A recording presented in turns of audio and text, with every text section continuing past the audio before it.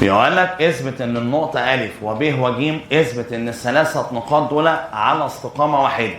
طيب أنا عشان أثبت ان الثلاث نقط على استقامة واحدة، اطلع بس بره الموضوع ثواني. ده خط مستقيم صح؟ الخط ده يا فندم فيه هنا كام نقطة على استقامة واحدة؟ هسمي النقطة دي أ والنقطة دي ب والنقطة دي ج. أنا عارف ان دول على استقامة واحدة، يبقى أكيد طول أ ج كلها، طول أ ج كلها هتبقى عبارة عن إيه؟ طول أ ب زائد طول ب ج. مش ده زائد ده هيدي لك كل ده من غير ما احسب اي حاجه، ده زائد ده هيبقى هو ده. يعني مثلا الالف ب طلعت ب2 والبي ج طلعت ب3، يبقى اكيد ده كله كام؟ يبقى انت بقى عشان تحقق ان في 3 نقط على استقامه واحده، يبقى انا هروح احقق ان في بعد هيساوي مجموع بعدين. لو قدرت احقق ان في بعد هيساوي مجموع بعدين، يبقى انا هحقق ان ال3 نقط دول على استقامه واحده. فانا سيادتك هروح اجيب الالف ب، وهروح اجيب الالف ج، وهروح اجيب البي ج، هجيب ال3 حاجات دول واحقق فعلا ان في ضلع هيساوي مجموع الضلعين التانيين. فانا هروح اجيب الالف ب اهو، وهروح اجيب الالف ج، وهروح اجيب البي ج.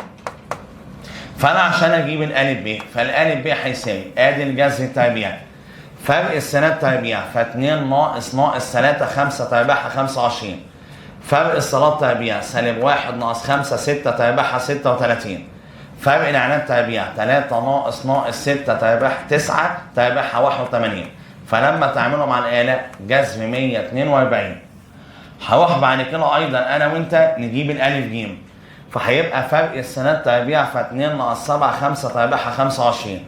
-1 ناقص 7 تبقى 6 تربيعها 36. 3 ناقص 12 9 تربيعها 81. فلما تعملهم على الآلة هيدي لك جذر 142. بعد كده هروح انا وانت نجيب البي ج، فهنا هيبقى -3 ناقص 7 10 تربيعها 100. 5 ناقص 7 12 تربيعها 144. وهيبقى -6 ناقص 12 يبقى 18 تربيع.